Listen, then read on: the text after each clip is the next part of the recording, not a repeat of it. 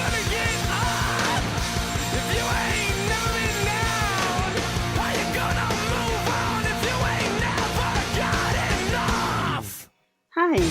this is Stacia, and I wanted to share a game that I played a few days ago against Bryan Castro, fellow YouTuber. Um, he has a channel called Better Chess Training, where he has 1,100 subscribers and some excellent videos. A lot of training tips, basic checkmates, and stuff on his channel. Highly recommend checking it out. So I played against him in this game. It was a G30 with 10-second delay, I believe. If not, it was 5-second delay or increment rather. But yeah, so I got the white pieces this game, and then we agreed to play a second game as well, where we switch colors and see how that goes. So I wanted to share this game. So let's begin. All right, I started with E4 as per my New Year's resolution, and he played E6, the French defense. Okay, so against this, I play D4. This is normal, and then I like to play the Terrace variation. But what I don't like about it is I really don't know much about this. And in fact, I know what to do against knight f6, and this line I kind of know. This is the closed Terrace, and you end up with a position kind of like this. C5 here. And so I've had this position a few times in blitz games at least. Kind of know what I'm doing. Not that much. But he played the move C5. And this is already news to me because I'm seeing now this is the main move, and I didn't know what to do already. So I'm out of book already. That's the problem with changing all your openings. You get out of book much easier. But okay, I thought here, and I thought, well, it kind of makes sense to like take and maybe take again and give him an isolated pawn, or the queen will come out and I get a tempo. So I took here, or no, I'm sorry, I didn't even take here. I took here first. So e takes d5, and now I'm thinking if he does take back with a pawn, I thought I would take this way and then play against the isolated pawn, basically. And it turns out this e takes d5 move is the main move, as well as this. Although I see now that knight g to f3 is the main line, not taking here immediately. And I wonder if there is a reason for that. You know, always good to double check. Let's see what the engine says. So if I were to take here, I'm assuming, yeah, he takes back, and it says black's maybe slightly better here already. And I can see why. He does have an isolated pawn, but he's got great scope for his pieces. This bishop could be argued this bishop is developed and better placed than my knight. And yeah, I actually do like black a little bit in this position. So, okay, I'm glad it didn't go that way.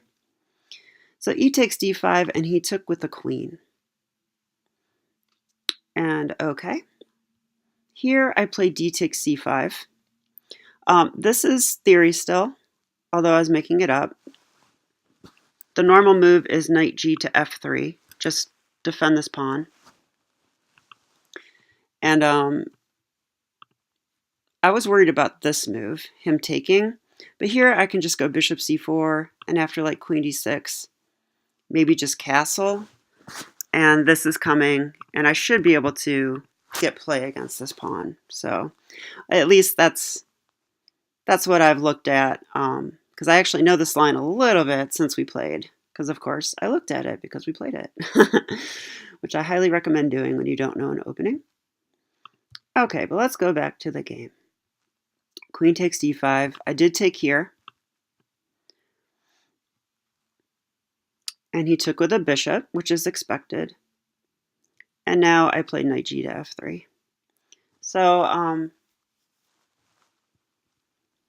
here he played knight f6, and surprisingly, we're still in book. So I'm kind of happy that, like even though I was making up the opening, I found moves that were still theory at least. So I wasn't getting crushed right in the opening. But of course, the downside is that he probably knows the plans, the typical ideas and typical plans here, and I did not know anything. So I felt kind of uncomfortable. But, got to figure it out, I guess. So here I make my first inaccuracy, I would say. I play the move bishop e2. This is a little too passive. I see now that the book moves are bishop d3 and bishop c4. Just better placed bishop in those lines. The reason I went bishop e2 is I was kind of scared of sacrifices coming. So I was just playing close to the vest here. Yeah, I was afraid like after this, I thought maybe he could do something like this. And after takes, the knight could come in. And it turns out this isn't possible, but it just felt to me like there was some danger here. Like computer gives king g3 here. I do not want to play king g3 in the opening. But I could also play king e1. And the thing is, his queen is attacked. And let's say he tries to do something aggressive, like maybe here. Well, I think now I can just go like bishop d3, queen a5. Yeah, and am I getting out here? Maybe. I might be able to castle. That looks scary. Computer gives knight c4 with the idea of just opening up the bishop, I think.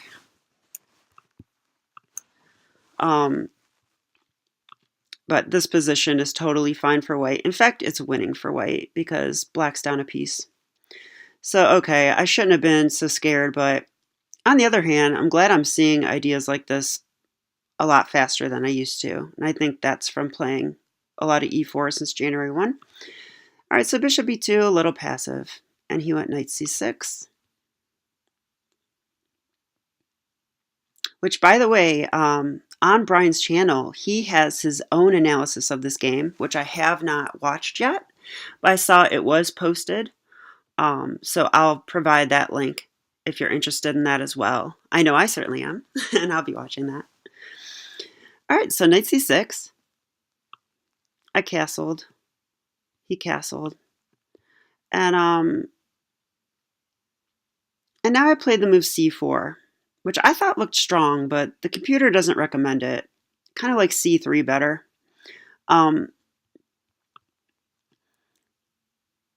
It says after queen f5 or queen d8, black is better. And, why would that be? I'm not entirely sure. Yeah, to be honest, I'm not really sure why that would be better. But my idea was that I'm going to have a queenside majority here. So I like getting this pawn, control the center, get a tempo on the queen. So yeah, if you guys know why this move is inaccurate, I'd love to hear it because it's not clear to me. I did think about the move a3, which the computer is giving, with the idea of this. And then maybe we play like this. And computer also likes knight b3, which I considered, but I didn't really want to block this pawn, at least not yet. All right, so c4. I thought it was natural enough. Queen d6 was played. That's also slightly inaccurate, according to the engine, although this is the normal move in this opening. So I have a hard time believing this is terrible. Okay, and now I played knight b3, which the computer does like. And it was at this point in the game that I started feeling a little bit better because, well, as you know, I was really scared about sacrifices, and I kind of felt like I was just in unfamiliar territory. But now my king's safe. I have a nice pawn structure. My pieces are getting developed. I even have a little bit of center control with c4. And I was feeling kind of good about this. If he wants to trade queens, I'm okay with that. My rook comes to the center.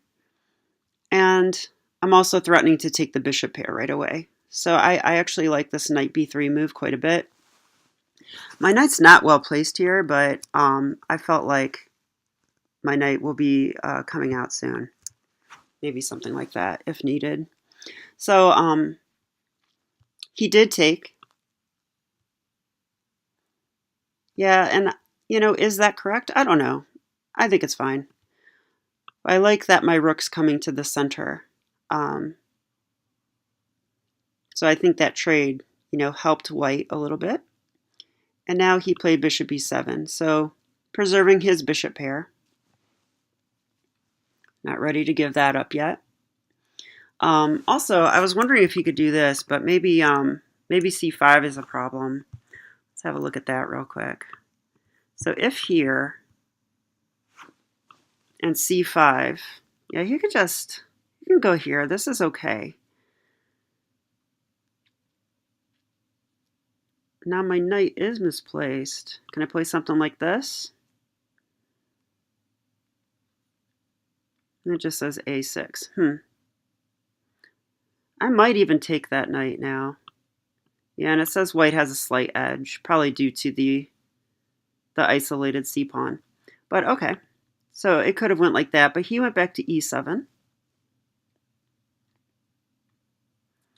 And now I played bishop f4. So just getting my last piece developed. This is a pretty nice diagonal for my bishop. And I was feeling pretty good about my position now, although I felt it's probably equal.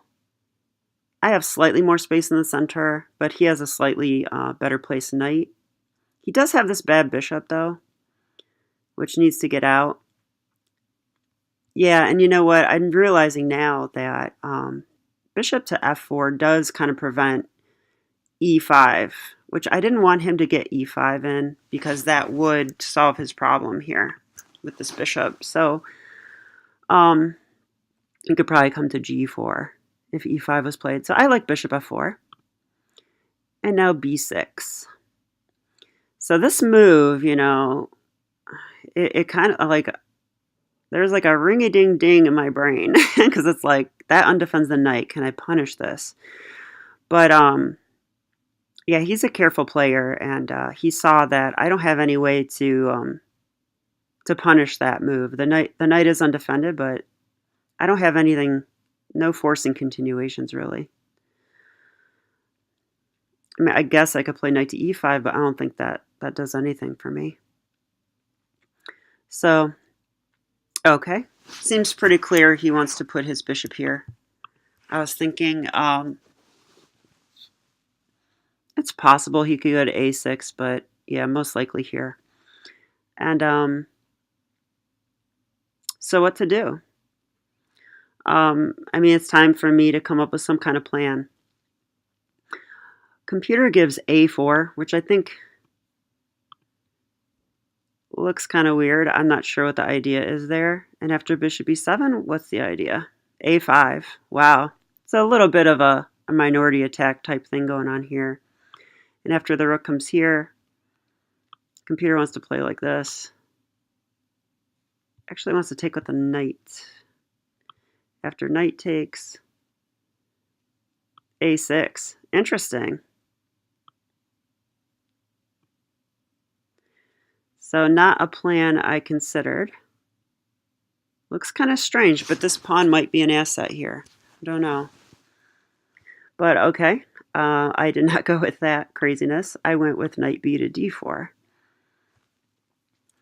I don't feel this is a threatening move, but I just simply wanted to unblock my b pawn, and this knight was not well placed here, so I thought even trading it off would be a slight improvement. And this comes with tempo since the knight is undefended. He can just play bishop b7 though, which he did.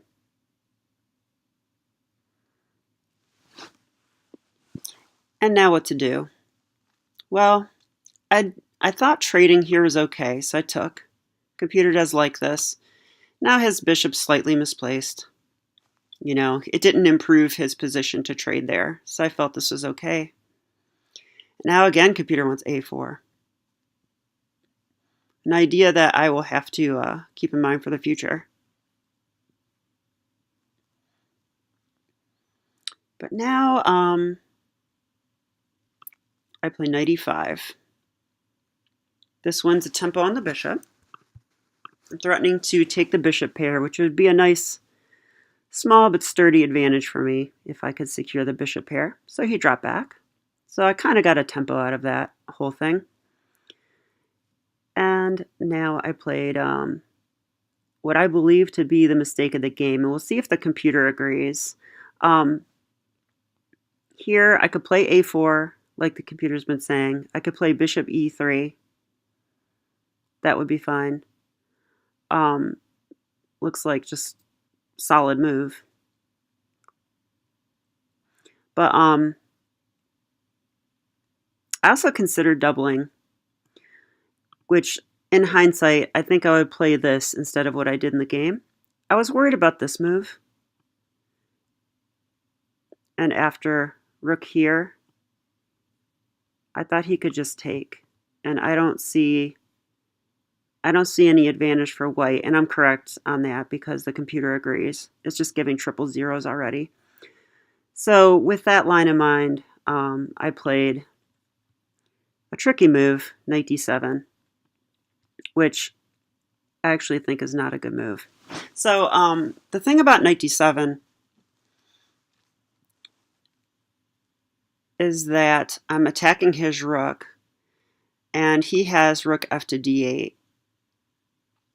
Okay, and after rook f to d8, I can take the knight with check, but the problem is that this bishop will take back, hitting the b pawn. And not only that, it's x-raying the rook. So this is just a line I should not have gone into. Now, there is something I could play, which I even looked at during the game, and I really learned something this game, to be honest, and it was from this moment, because after bishop g5, I think I'm not worse. Now, this is complicated, and I'm not sure I understand what's going on, but the thing is, if he tries to take the knight now, and I take, and he takes, I can at least take the bishop. And here, I have the bishop pair, so maybe I have a slight advantage. Computer seems to think so. So, okay, after bishop g5, what should black do? They can't really take the knight. Computer says bishop c6. And if bishop c6, well, now I can take with check. And the difference is there's no bishop here because I'll take. And after takes, computer just wants to play f3 and play it from here. And I think you could argue that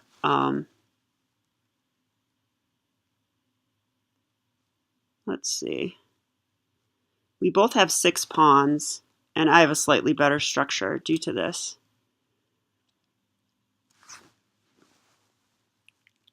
But I'm very skeptical about whether this is enough of an advantage. I don't know. So it might just be a draw, or it might just be equal, let's say. So yeah, I had a weird psychological moment here because I saw this continuation with bishop g5, and honestly what I thought in my head was, oh, I only have a certain amount of time left. I shouldn't play bishop g5, it's too complicated. You know, like I don't want to get into complications. And I think in hindsight, that is just the wrong way to play chess. Like I shouldn't be scared of complications, I should work them out. You know, I should have took a couple minutes here and worked out that continuation because had I been comfortable that bishop g5 wasn't losing, because notice there's other moves too. There's moves like this. I mean, it just looks kind of interesting. I guess here I could just take here though. Yeah, now if the rook moves away, Now I take here. Now he's in trouble. So, yeah, I think the tactics work out in favor of white, or maybe just, maybe that just washes out a little bit and it's equal. But certainly, bishop g5 would have been better than what I did in the game. And in hindsight, I don't think that I should play this move knight d7. I don't think I should play knight d7 unless I see bishop g5 ahead of time as a follow-up. Because knight d7, rook f to d8 is very natural. It's pretty much the only move, right? I'm attacking the rook. It needs to go somewhere. Why not attack the knight, So I had to work this out. This rook here, bishop g5. But in the game, even though I saw this continuation, like, I played it anyway. And that just boggles me in hindsight. Like, why would I do that? So I played knight takes f6 check. He took, which hits the pawn. And now I think I'm just in trouble, right? I cannot play b3. He'll take my rook. And if I play something like rook b1, he can just take my rook, take, then take. I'll show that line. Yeah, I thought you could just take here. Computer likes bishop e4 even. Yeah, that's even better. So just attack the rook, harass me to death. Yeah, so in the game, I played bishop e3. And why'd I even play that? I don't know. Clearly, I had some idea that I can't recall now. Oh, I think I was going to go for this or something, but clearly he should take. And I play here. Bishop a3 was played. And now I'm just in a world of hurt. I'm down a pawn, and black's more active than me as well and has the initiative. So what to do here? I don't know. Computer says trade rooks. Well, that's not an appealing option because now I just gave his rook the open file. I'm not sure that's what I want.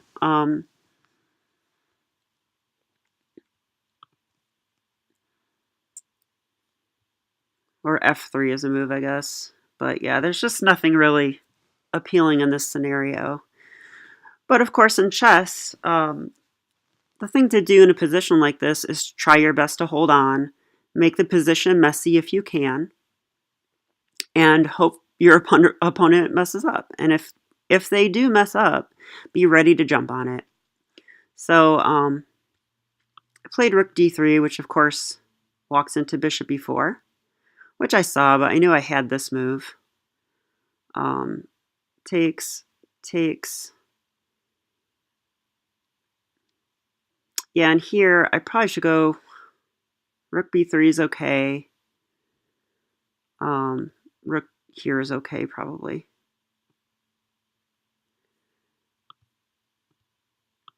And now we're in an ending where we both have bishops. It's a 4-bishop ending, I guess. But black is not only up a pawn, but I have a clear target as well. My c pawn, which is fixed. It cannot really move. And yeah, I think he can just slowly win. He probably just needs to bring his king up, maybe attack this pawn, and I think it's just winning for black. And the computer says -2. So we will look at this endgame in a minute. I have a feeling Bryan will do a much better job than myself analyzing this endgame. But at the same time, I felt pretty discouraged here.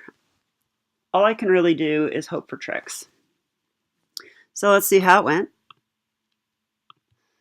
Yeah, he attacks my pawn. I defend it. And, my bishop is not happy here. Okay, he's a pawn in a pawn chain now. And here comes the king. f3. I'm just clearing a path. Notice these light squares were guarded. All right, and yeah, I mean, what to do?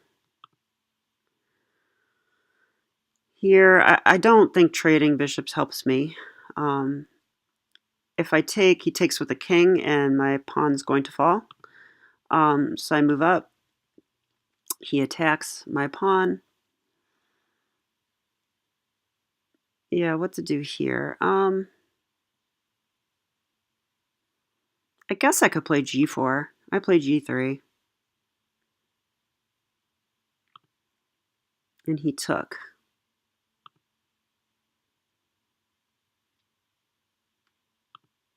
Yeah, and now the problem is after e5 check, he's forcing my king away. And if he gets into this square, attacking my c-pawn, then I think the pawn just falls. So, yeah, here, and the king comes in. I probably should just let the pawn fall. Computer gets bishop c2. I mean, can't he just... Computer says he can just take, but I also think he could just move his... He could just defend this pawn if he wants. Yeah, computer wants this, I guess, but this is still winning for him. He's going to be able to create a pass pawn with this majority. It's just all bad for white. So I'm just going to go through the rest quickly. I don't think there's too much to do here. He wins the pawn, and now he's 2 pawns up. Yeah, and I think here I was very close to resigning. And kind of funny, and I actually feel bad about this, and yeah, maybe others could enlighten me on this situation. So earlier, I want to say in the position like, I think in the position like this or something like that, I offered a draw, and in hindsight, I actually think I shouldn't have done that. I mean, I'm clearly way worse, and Bryan is a very nice guy, and he took that as being like, oh, well, Stacia, wants a draw, and it's good etiquette to give her the draw. Well, yeah, I can't even say why I offered a draw. I think I just did so reflexively. And, but Bryan knew he was winning. I knew he was winning. And in hindsight, I wish he had just taken the win, because he definitely outplayed me this game. Congrats to him. And yeah, so I just think, so I got a draw as a result, even though I clearly lost. So thank you, Bryan, for not taking my rating points. But yeah, and if I should best you the next game, I'll extend the same courtesy to you. But yeah, I think you're an excellent player, so I got my hands full with you. All right, and so I hope you enjoy this video, and if any of you are visiting from his channel, feel free to like and subscribe. I would really appreciate it. I'm going to be improving my video in the coming months. If you don't know this about me, I've actually gone full-time chess and cornhole, which probably sounds funny, but I am a pro cornhole player as well. And so I kind of like retired from my career at age 39 to do this full-time thing. And so I'll be improving my chess videos and my blog. And yeah, so if you'd like to come along with me on this journey, I do want to try to become an international master. That is my goal. It's kind of a stretch goal, to be honest, at 40 years old. But I think you got to dream big when you dream. So I'm okay with that. And if I fall a little short, I will enjoy every moment of the journey. So I hope that you'll join me, and thank you all for watching. I really appreciate your support, and have a great day. All right, bye.